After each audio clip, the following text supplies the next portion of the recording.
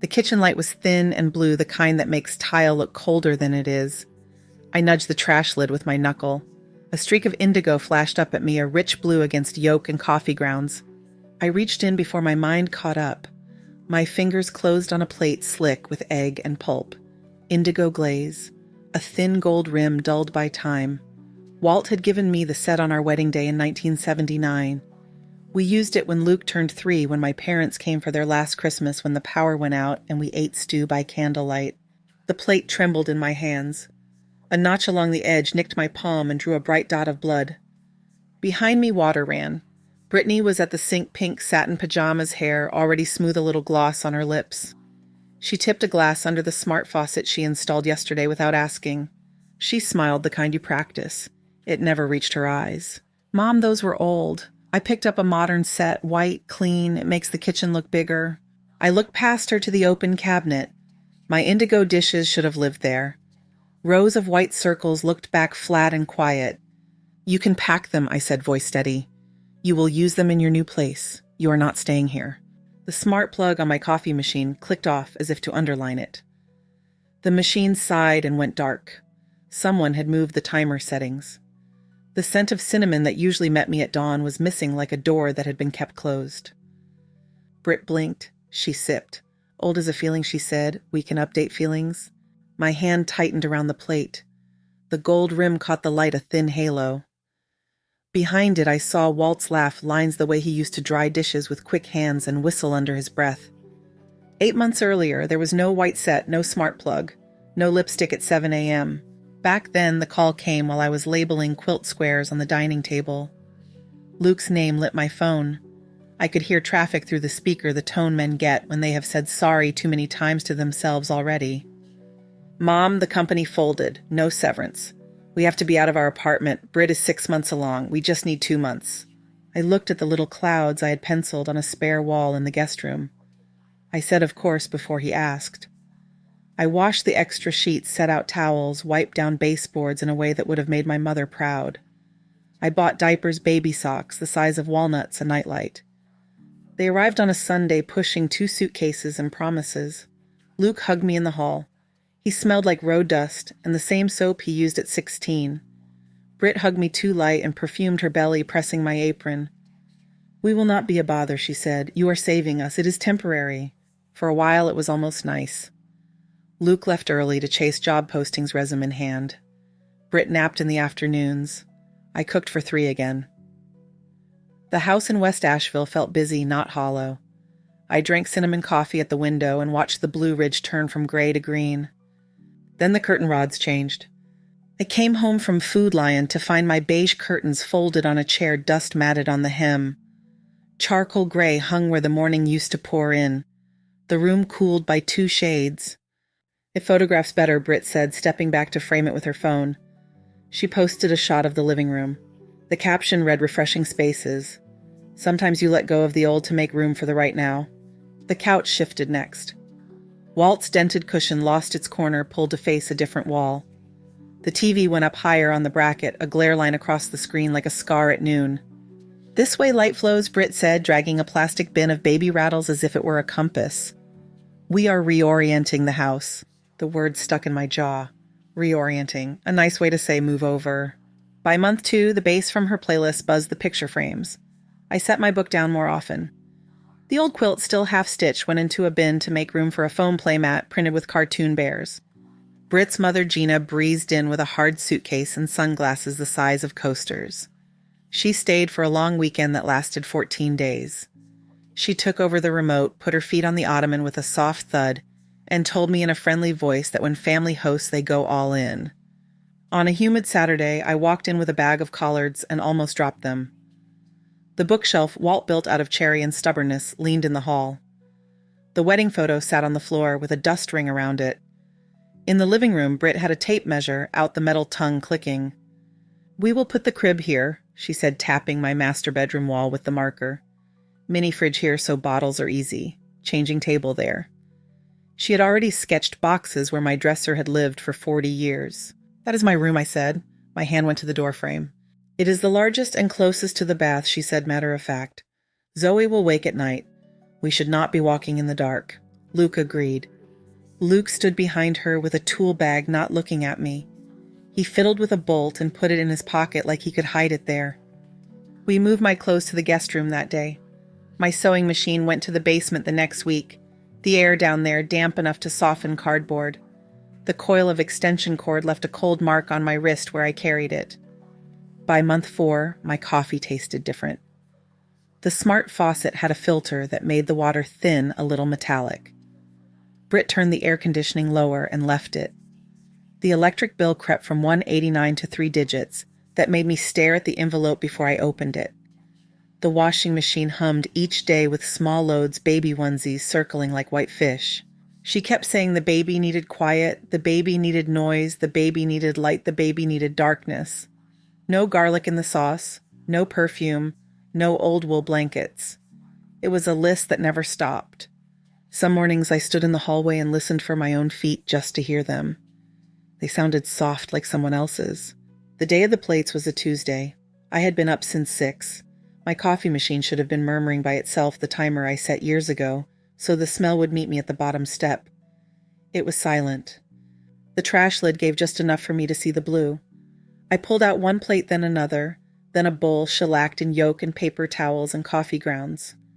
The soup tureen was in there too, the one my father admired the last fall he was alive. "Oh, that," Britt said. "I tossed them last night. They were chipped. The white set is cleaner. I posted the update." She held her phone out. The photo was bright. The counters cleared the caption in neat lines.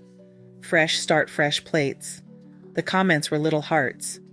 I set the indigo plate in the sink and ran water. The crack along the edge filled with a bright line. I could almost see Walt's fingertips there the night he dropped it the way he stammered, and I laughed and told him to breathe. "You had no right," I said. Britt looked up the smart faucet, blinking.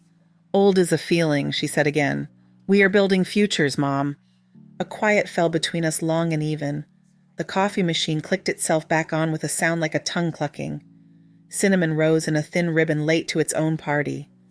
I turned the water hotter and washed a bowl black with coffee grounds until the blue came back. The gold rim caught the morning and threw it in a thin line across the sink. Behind me the dishwasher chimed. When I opened it, steam lifted and the new white plates looked like a lineup. I placed the indigo bowl beside them and closed the door. Outside, the Blue Ridge sat like a shadow against the sky. The house settled. A hairline crack in the drywall over the doorway showed itself for the first time, a pale thread that had been quiet until the light hit it just right. I wiped my hands on a towel. The towel smelled like lavender detergent that was not mine. The smart plug by the coffee machine flashed a small green dot. My palm still stung where the plate had nicked it, a bright needle under the skin. Britt leaned on the island and watched me. "Are you going to be okay?" she asked. I looked at the gold rim, at the way it traced the edge like a promise that had been kept so long it became part of the plate. "I am," I said. The coffee dripped slow. The light in the kitchen shifted from blue to clean white. Somewhere upstairs, a baby sighed and turned over in sleep. I reached for a mug and felt the smart plug click again, quick and smug, as if a line somewhere had been drawn and redrawn without my hand on it. Then I heard the front door open and close. A gentle thud. Footsteps in the hall paused at the living room where the curtains were charcoal, and the couch faced the wrong wall. The footsteps came toward the kitchen. Luke stood in the doorway, looking older by a year that happened in months. He took in the plate in the sink, the white stack in the dishwasher, Britt, with her glossed lips me with a damp towel. He opened his mouth. He did not say anything. He walked to the window and stared at the Blue Ridge as if the ridgeline could tell him what to do. The smart faucet ran for a second on its own, a glitch, and shut off. The thin green light on the plug steadied like an eye that had decided to stay open. I picked up the plate again. The notch on the rim fit my thumb perfectly the way a worn step fits a foot. I set it down very carefully on the counter. The gold line gleamed. I did not reach for the new white set. Luke stayed at the window until the coffee stopped dripping. He ran a hand over his jaw and said he would be late if he did not go. He kissed Zoe's forehead upstairs and left with the softest click a grown man can make. The house filled itself with daytime noises. A dryer thumped. A playlist lifted a chorus with too much bass for the hour. Britt wiped a counter already clean and took another picture. It started to feel like I was living in the space between the shutter sound and the post. In the weeks that followed, the word she loved to use kept showing up: reorient. She reoriented the living room to face a different wall. She reoriented the hallway with framed prints in pale wood, all motivational phrases that looked good in a square. She reoriented my mornings by moving the coffee timer to a setting she preferred. The scent of cinnamon showed up late, or not at all. The beige curtains that fed the room with soft light were folded and put in a bin in the closet. Charcoal panels went up a velvet that ate the morning. The couch where Walt had carved his weight shifted to a new angle. The dent flattened. I sat in a new corner that belonged to no one yet and tried to read. Britt's mother arrived with a suitcase that clicked over the threshold.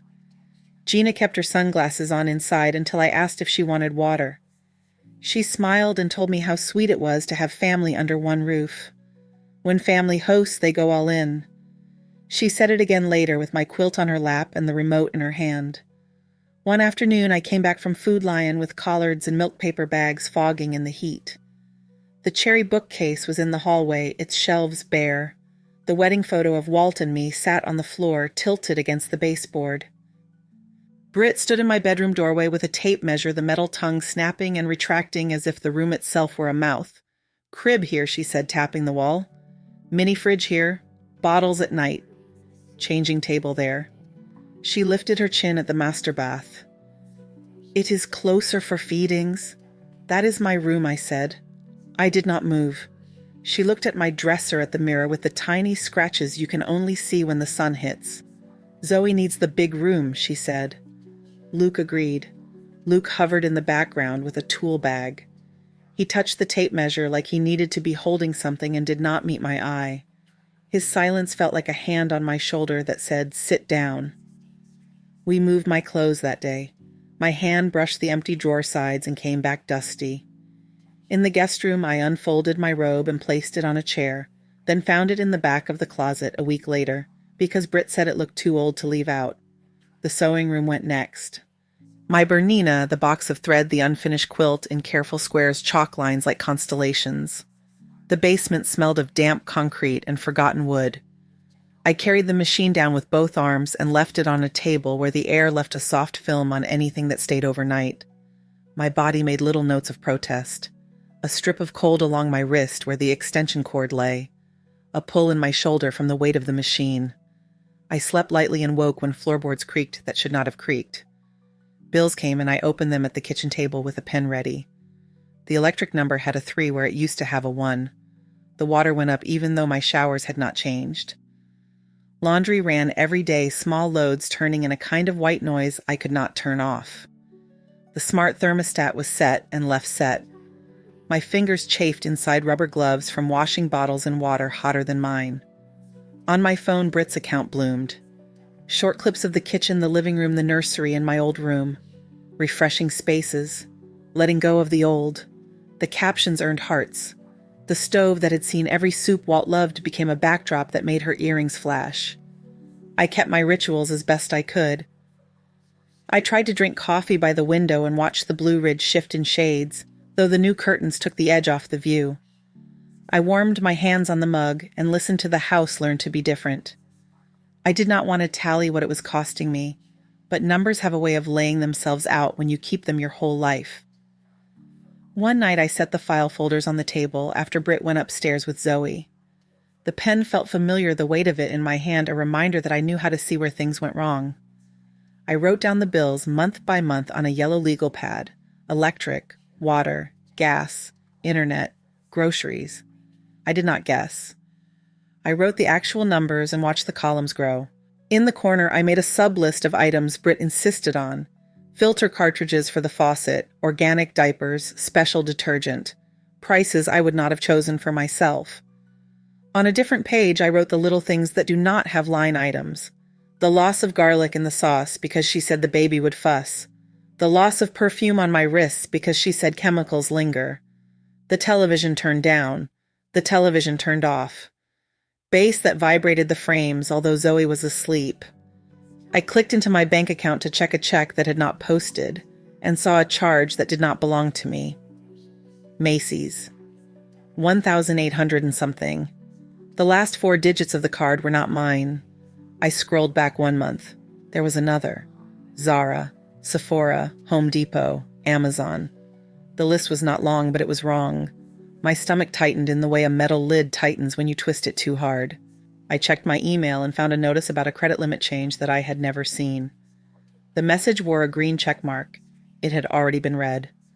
I looked in the filter settings and saw a rule someone had created that sent bank emails to a folder I do not use.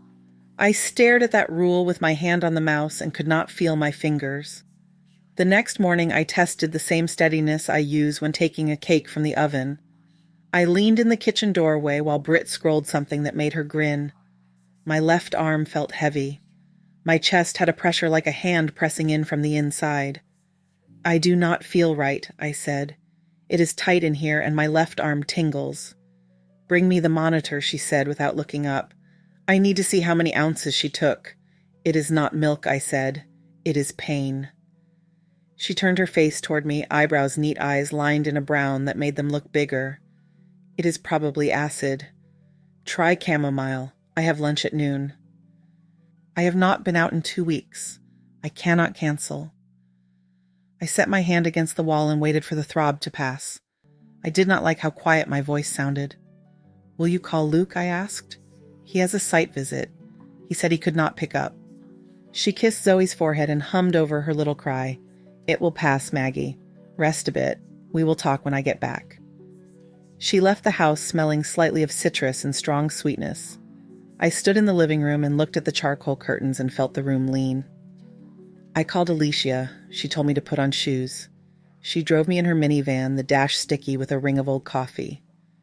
She held my elbow in the waiting room and squeezed my hand once. Dr. Feldman listened with his head tilted the way he always has. He checked my blood pressure twice and wrote a number on the chart that made him make a face he tries not to make. "This is not a heart attack," he said, certain, in a way that gave me breath back. "This is stress, and not the kind that blows through like summer rain. This is constant." He unfolded a brochure about boundaries and did not make it sound like a lecture. Bodies speak when mouths do not. He told me to rest and to do something about the part that was making the numbers climb. Alicia drove me home and put a loaf of bread on the counter with a note that said, "Call me if she does not come back by 5. She looked at the curtains and did not say anything.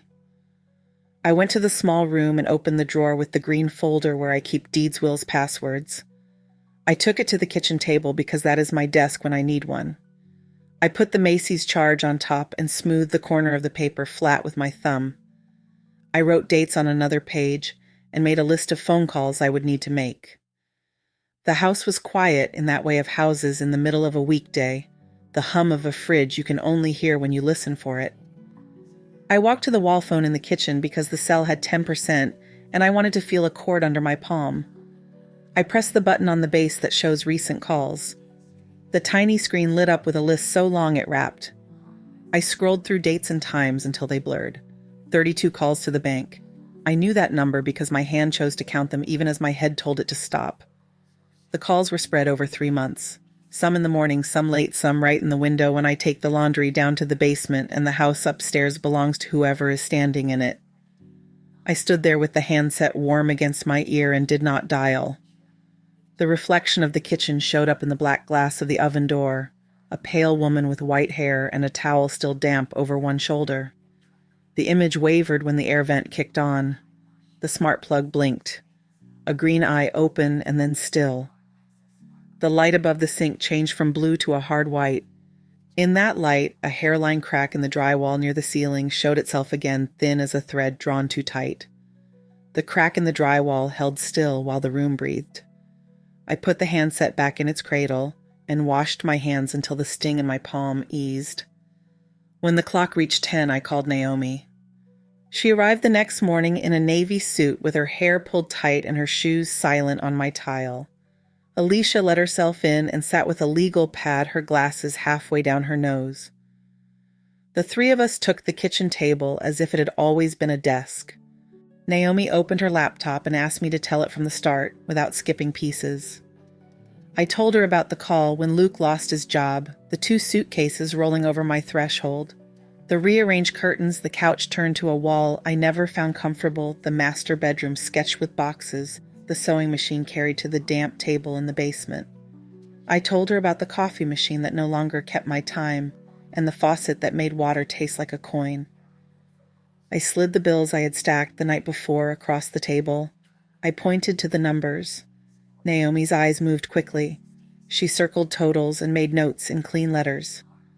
When I got to the Macy's charge, she looked up without moving her head and asked if she could print the statement.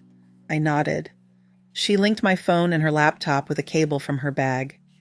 The printer in the back room started working its little sounds of comfort. Paper slid out with dates and amounts. She highlighted with a yellow marker. The lines glowed. Alicia read the notices about the credit limit. She whistled once short. Naomi scrolled through the wall phone call log, and her jaw tightened just enough that I could see it. 32 calls to the bank, she said, checking the dates. She typed for a long time. I watched the words form on the screen, even though I could not read them from where I sat. She spoke as she typed. This is a notice to quit. You are the owner of record. There is no lease. No rent has been paid. You may set 30 days. You may set less with cause. The numbers you brought are cause. Alicia put her hand on my wrist when I hesitated over the line that said 15 days. She did not push. She just reminded my wrist that it had a pulse. Naomi printed 3 copies of the notice. She placed each document in front of me and did not rush. I read every word. I signed with a pen I have used on birthday cards and grocery checks. My name looked careful but not small. Alicia signed as witness. Naomi signed to say she had prepared the documents. We called the bank. I told the voice on the line that I did not authorize the charges. We canceled a card that did not belong to the life I planned. I changed passwords while Naomi watched to make sure I did not leave a door open by mistake. I shook a little when I answered my security questions as if my own answers might not be right. By the time Luke came home, the documents were in a manila folder with a paperclip that bit down hard. I placed the folder in the top drawer of the sideboard and closed it. That evening the mountains pressed black against a pale sky. The air smelled like rain that would not fall. From the small room I heard their voices in the yard near the stone fountain Walt laid by hand, when his knees were still good. The fountain made a steady hush, the sound of a small thing that never stops. I stood at the window and listened. I did not have to strain. The wind picked up what mattered. 6 more months, Britt said. We hit 20 and then we are gone. Free rent is smart. She said smart like it was a charm. I do not want to push my mom, Luke said. He sounded steady until the last word clipped. She will not do anything while Zoe is here, Britt said. She has her eating out of her hand. She laughed lightly. We reoriented her house already. We just need time. My hands found the window frame. I thought of the word that had been in my mouth for months. It tasted like something too dry to swallow. Maybe we should look sooner, Luke said. He did not sound sure. We are doing her a favor, Britt said. She is alone in a big place. We bring life in. She lifted Zoe and kissed her cheek. The baby squealed and reached for the curl that had fallen in front of Britt's ear. I left the window and went downstairs. The kitchen was cool and smelled like steel and citrus. I took the folder from the sideboard. The paper inside weighed more than it should have. I carried it to the living room and stood by the coffee table. Come in, I called. My voice was even. They looked up from the fountain. Luke held the gate open for Britt. Zoe's fist held tight to his shirt. We stood in the room that used to hold light like water. The charcoal curtains were open just enough that the light looked like steps on the floor. I placed the first document on the table. What is this? Britt said. Her voice tried to be flat and missed. It is a notice, I said. 30 days to leave, or 15 with payment of $3,400 for unauthorized charges. I tapped the paper at the bottom where the number sat. Luke's eyes moved as he read. Britt read faster and then read again slower. She looked up. You are doing this over plates, Britt said. The word plates had more edge than it needed. I pointed to the second set of papers. The bank statements were neat, the yellow lines bright. Macy's, Sephora, Zara, Home Depot, Amazon. I did not list them out loud. I let the print do the counting. Britt crossed her arms.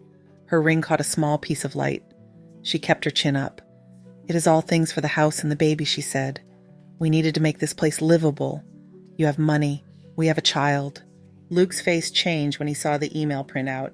He looked at the address it came to and then at me. "Did you request this?" he asked. He knew the answer. "No," I said. I turned the page and showed the filter rule. I watched his eyes. I saw the moment the rule made sense. His throat moved once. Britt made a small sound and then a bigger one. She stepped forward and pointed at the indigo dish on the shelf, the one I had set there after I washed it yesterday. Her voice rose without warning. If Walt were here, she said, he would not let a house sit in the past like this. He would have wanted better for his son. Luke's head snapped toward her. "Do not," he said. The word came out sharp. My hand found the back of a chair. I did not sit. I set the chair straight. I felt the grain under my palm. The room went very quiet except for Zoe's small noise and the faucet in the kitchen dripping once. I reached to the sideboard again and took out the call log printouts. I laid them down slowly. 32 calls to the bank from this line. The dates matched the charges. I kept my voice level. Britt stared at the papers and blinked. The gloss on her lips was smudged at one corner. She looked at Luke and then at the door and then back at the dish. Zoe began to fuss in that way babies do when the air changes. Luke shifted her on his hip and pressed his cheek to her hair. I pulled the last sheet from the folder.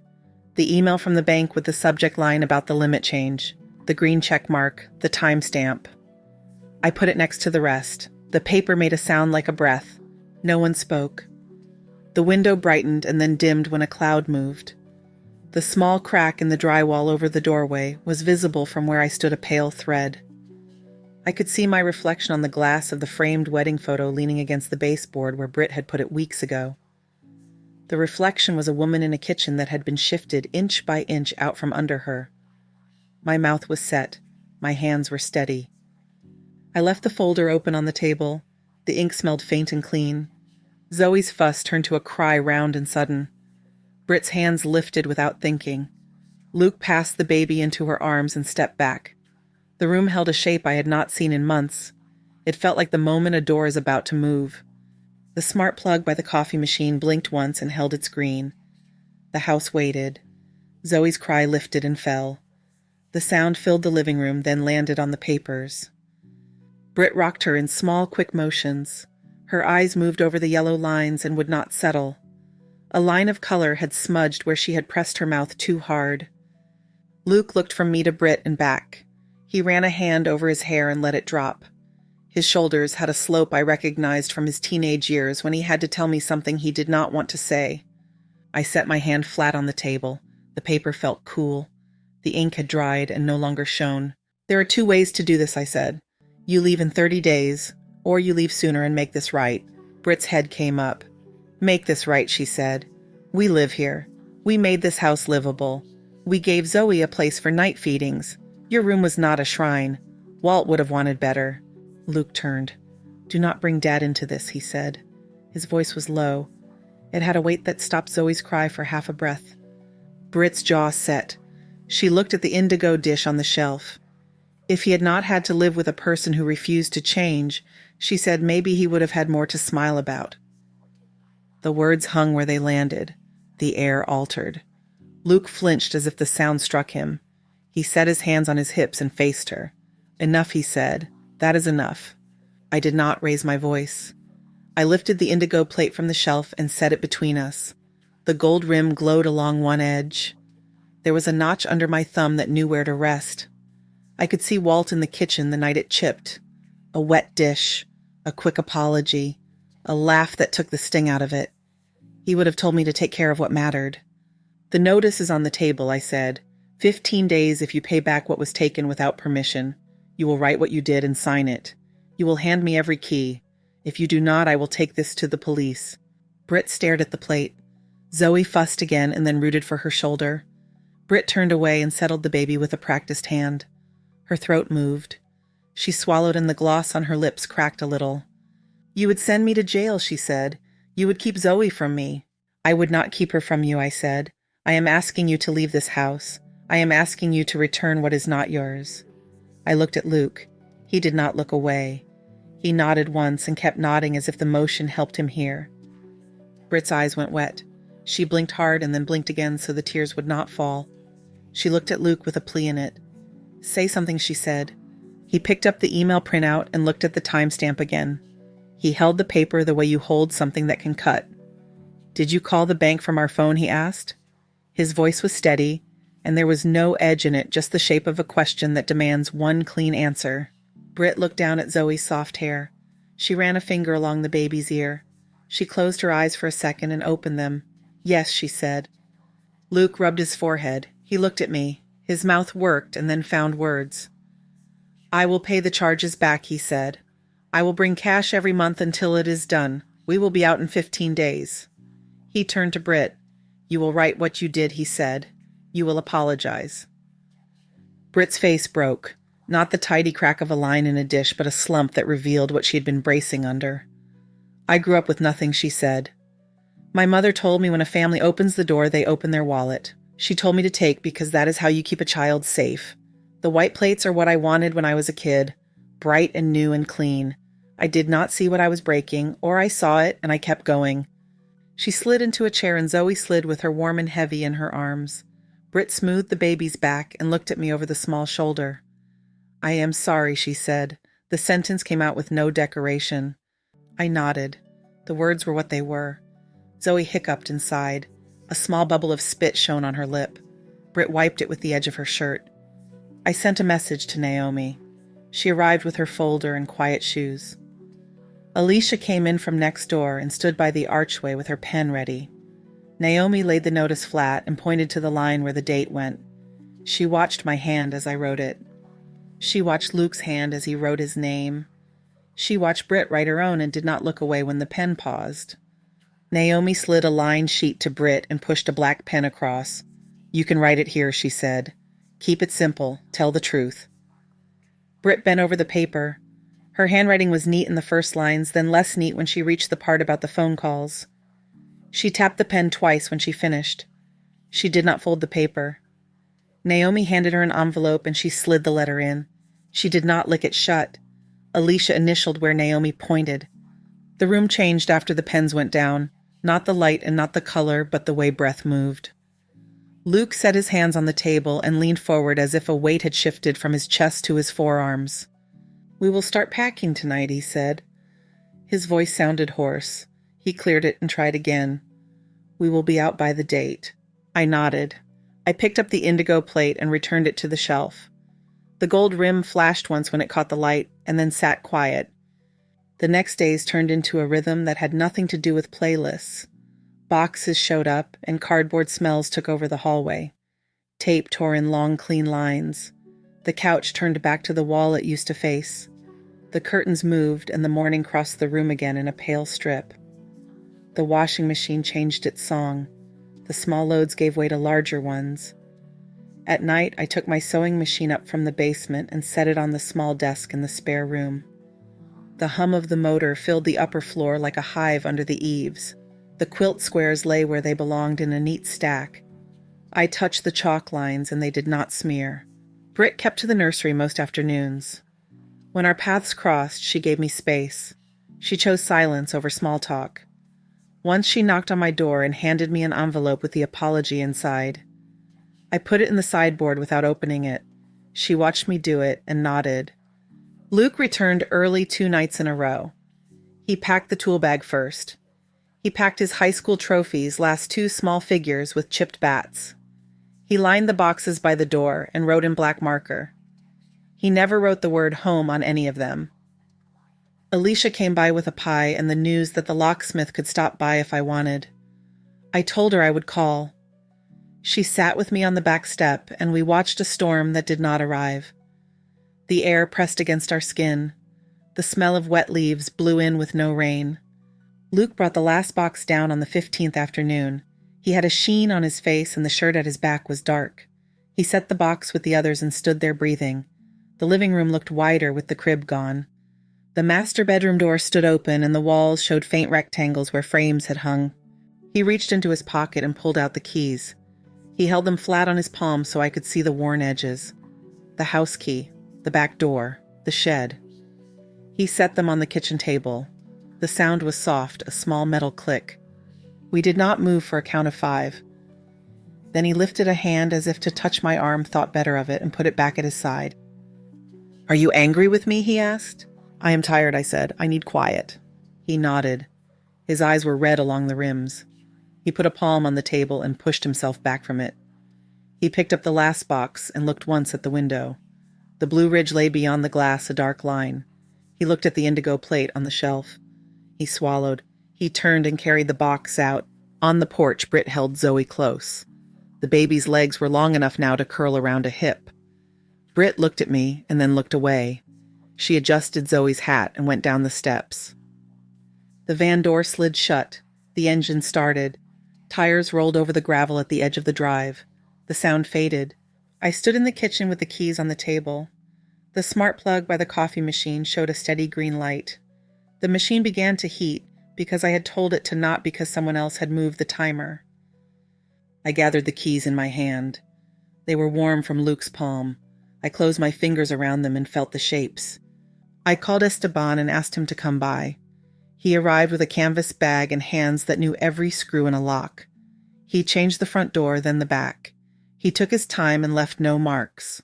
When he finished, he tested each latch and nodded once. He handed me the new keys on a brass ring. I turned each key in each lock while he watched. The click sounded clean. The sound went into the house and stayed there. After Esteban left, the house made a new sound. The click of a lock I knew. The quiet that followed had weight. I walked room to room and touched what had a place again. The cherry bookcase stood by the front window. The wedding photo sat on the top shelf. I set the beige curtains back on their rods and pulled them wide. Morning came through in a soft sheet. Alicia carried one end of the sewing table and I carried the other. We took my Bernina upstairs and placed it under the window. The quilt squares waited in a neat stack. Chalk lines held steady under my fingers. When the machine hummed, the whole floor felt like it was breathing. I ran a seam slow and straight. The thread purred. The air smelled like cotton and oil. I called the number on a card Dr. Feldman had folded into my hand. The counselor's office sat on a second floor over a bakery. The hall smelled like sugar and old wood. In a small room with books that had been read and read again, I spoke more than I planned to. The counselor listened without tilting her head. She asked me where my mornings went, and I told her they went out the door without me for a while. She asked me what my coffee tasted like, and I told her I wanted the taste back. She said no is a complete answer and did not write it down. She asked me how my chest felt now. I told her the pressure eased when I sat by my own window. A week later, a small cat showed up at the back step. She was gray with faint stripes and a voice too big for her body. She wove herself around my ankles and then sat down as if she had made a decision for both of us. I found a dish and poured milk in it, and then switched it to water because I remembered milk is not right for cats. She followed me inside, found the quilt, and curled up where the warm spot was. I called her Juniper, because the air in the morning smelled like the trees in the hills when the sun hits them low. The house took itself back in small gestures. The smart plug stayed set how I set it. The faucet filter ticks came off the list of things to remember. Garlic went back into the pan. The television volume settled in a spot where the voices sounded like voices and not like something pressed flat. On the 1st of the next month, the doorbell rang. A delivery driver stood there with a small envelope. Inside were $200 in worn bills and a note on a torn scrap of paper. Still learning. Luke. The handwriting was his from high school, careful and straight. I placed the money in a jar inside the sideboard. The note went under a sugar bowl. He sent the same envelope the next month and the next. He did not call between them. He did not ask for anything. He wrote the same 2 words on different scraps. I did not write back. My hand stayed busy with thread. The kitchen changed in ways no one would post. The coffee timer clicked on at 6. Cinnamon rose and laid itself over the sink and the stove, and the towel hung neat on the oven door. I stood at the window and watched the Blue Ridge shift from graphite to green and then to a kind of blue you only see in one part of a morning. Juniper stretched along the sill until the sun found her. I took the Indigo set to a small studio off a road that runs into the hills. An older man in a denim apron brought out a magnifying glass and a soft brush. He studied each plate as if he were reading it. He told me he could repair what was chipped and not hide it. Gold will show where the break was, he said. That is the point. I left the dish with the notch and the soup tureen with the hairline crack and drove home with my hands at 10 and 2 on the wheel. 6 months after the van pulled away, Luke rang the bell. He stood on the porch with a paper bag tucked under his arm. He had lost some weight along the jaw. He looked at the change locks and then at me. "Can I come in?" he asked. I stepped back and he stepped inside. He put the bag on the table and took out an envelope and then another. There was $1,600 in cash in one and a receipt for a car he no longer owned in the other. "It is the rest of what we owed," he said. He did not sit. I sold the Honda. We needed to finish. I poured coffee and set a mug down without asking if he wanted one. He wrapped his hands around it and did not drink. His eyes went to the shelf. The indigo plate sat there. The gold line that had not been there before climbed over the notch like a small river at sunrise. "You fixed it," he said. "I had it repaired," I said. He leaned in and looked closer. He did not touch it. He put his hand flat on the table and then lifted it. He told me Britt had found a job at a clothing store and wanted something that made her stand up. He said he worked 2 shifts for a while and slept on a break room couch some nights. He said he was tired. He smiled when he said it, as if tired had a good place in his mouth now. He said Zoe had words and used them whenever she could. Grandma came out like grandma and then cleaned itself up. He asked if he could come by once a month on Sundays at 11. He promised he would bring the bakery bag. He promised he would not ask for more than coffee and a place to sit. He looked at the floor when he asked, and then looked up. "You can come," I said. "Sundays at 11, bring the sweetbread. Come alone for a while." He nodded like someone who had just received a set of instructions he wanted. He left with the light on his back. Juniper put both front paws on the sill and watched his car go. When it was quiet again, I took the envelope to the sideboard and put it in the jar. The glass made a small clink that sounded like a period. A full year slid by in clean months. The quilt grew under my hands. The pattern held. Lines met where they were meant to meet. The sewing machine hummed each afternoon. The house smelled like coffee and thread and clean wood. On Sundays, Luke knocked once and came in. He placed the bag from Sunrise Bakery on the counter and pushed mugs toward where we sit. He told me about the work he was doing and listened when I talked about the garden. He looked at the indigo plate each time and did not reach for it. 2 years from the day I pulled the dish out of the trash, a Sunday landed with the sound of the bell at 11. Luke had a bag with sugar on the bottom and a folded flyer he kept fiddling. He told me Zoe would turn 3 next month. He asked if I would come to the park for the small party. He said Britt wanted to see me and talk where there were trees and a picnic table and space. I looked at the window and the Blue Ridge beyond. I looked at the plate and its gold seam and the way it caught the light without showing off. I agreed to go for 2 hours. I said we would speak before the cake. He let the breath out. He bit a piece of sweetbread and did not brush the sugar off his shirt. Later that afternoon, I brought the rest of the indigo set home from the studio. Each plate wore a thin glint.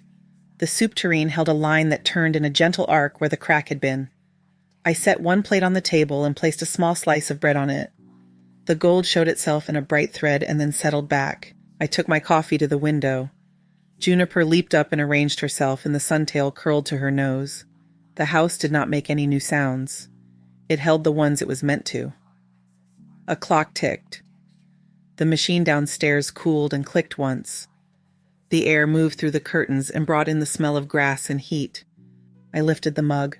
The gold seam on the plate caught the light again. The room felt right in the way a room feels when the edges line up. I set the mug down and placed my palm over the worn part of the table. It was warm. On the shelf, the wedding photo sat straight. In the glass, my face looked like mine. The lines it wore held their own stories and stayed where they were. The Blue Ridge lay at the edge of the world. The color was the same as the glaze when the sun hit it. I stood there until the coffee cooled and the light tilted and the room changed shade by shade without losing any of itself. Thank you so much for listening to today's story. If this story resonated with you or made you reflect, I'd love to hear your thoughts, so feel free to share them in the comments below. And don't forget to like, subscribe, and hit the notification bell so you won't miss the next story.